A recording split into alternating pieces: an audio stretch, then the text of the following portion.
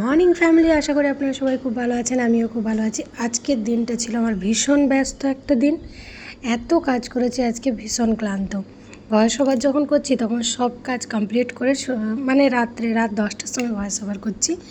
ভীষণ ক্লান্ত ছিল আজকের দিনটা। সকালে বানিয়েছিলাম সাম্বার ডাল আর রুটি। তো সাম্বার ডালটা আমি কী করে বানাই আপনাদেরকে একবার দেখিয়ে দিই। এখানে আমি দিয়েছি লাউ, গাজর, ভেন্ডি, সজনে ডাঁটা, আলু, পেঁয়াজ, রসুন। কড়াইয়ের মধ্যে দিলাম তেল আর জিরে। এবার সবজিটা ভেজে নেব। তেঁতুল একটু ধুয়ে ভিজিয়ে রাখবো। সাম্বার ডাল মানে একটা টক টক ভাবের খুব দরকার। তেঁতুলটা খুব ভালো করে ধুয়ে একটু ভিজিয়ে রেখে দেবো। এত রোদ গরমের মধ্যে যারাই বাইরে যাচ্ছেন তাদেরকে টিফিনে যদি সাম্বার ডাল দেওয়া হয় তো খুব শরীর ঠান্ডা থাকবে আর খুব ভালো। এখানে দিয়ে দেবো টমেটো, জিরে গুঁড়ো, একটুখানি সাম্বার মশলা আর কাঁচা লঙ্কা দিয়ে দিয়েছি। এখানে আলু সিদ্ধ চাপিয়ে দিয়েছি। সাম্বার ডাল আর পেঁয়াজ পরোটা করেছিলাম। হাজব্যান্ড অফিস নিয়ে চলে গেছে, খাওয়া কমপ্লিট। আমার হেল্পিং হ্যান্ড চলে এসেছে কাজ করতে। আজকে এই যে এখানে আছে 8 কেজি আলু, 8 কেজি আলুর চিপস বানাবো। সব আলু ভালো করে পরিষ্কার করে ধুয়ে ছুলে কেটে নিলাম। এই যে দেখছেন, এটার মধ্যে জল, নুন, খাওয়ার সোডা দিয়েছি। খাওয়ার সোডা দিয়ে আলুগুলো দিয়ে দিয়েছি। হালকা যখন একদম ভেপে যাবে তখন আলুগুলোকে উঠিয়ে নেব ঝুড়ির মধ্যে, যাতে জলটা ভালো করে ঝরে। হাত দিয়ে বারবার দেখতে হবে যাতে আলুটা গলে না যায়। তারপর মাছপালা এসেছিলো, মাছ নিয়েছি আজকে 3 রকমের। এখানে মোরলা মাছ নিয়েছি, রুই মাছ নিয়েছি, চিংড়ি মাছ নিয়েছি। এই 3টে মাছের মধ্যে চিংড়ি মাছটা আমার ভীষণ প্রিয়। যেহেতু লাউ ছিল তাই লাউ চিংড়ি করবো ভেবে চিংড়ি মাছ নিয়েছি। মাছগুলো পরিষ্কার করে ধুয়ে নুন হলুদ মাখিয়ে নিলাম। ততক্ষণে এবার আলুটা কমপ্লিট। এবার আলুটা এই যে ঝুড়িটার মধ্যে রেখে দেবো। ঝুড়িটার মধ্যে রাখলে জলটা ভালো করে ঝরে যাবে। এই গরমে কে কে পাঁপড় বানাচ্ছেন, চিপস বানাচ্ছেন, একটা কমেন্ট করবেন। আমার বাড়ি এই আলুর চিপসটা সবার ভীষণ প্রিয়। আগে একবার বানিয়েছিলাম আমি 9 কেজি আলুর, শেষ হয়ে গেছে। সবাই খালি বলছে কবে চিপস বানাবে। তার জন্য আবার চেষ্টা করলাম বানাবার।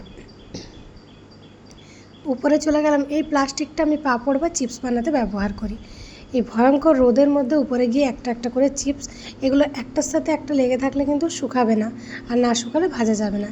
তাই ভালো করে এগুলোকে রোদে দিয়ে দিলাম। আর এখন বাজে 11:30। 11:30টার সময় রোদে দিয়ে এলাম।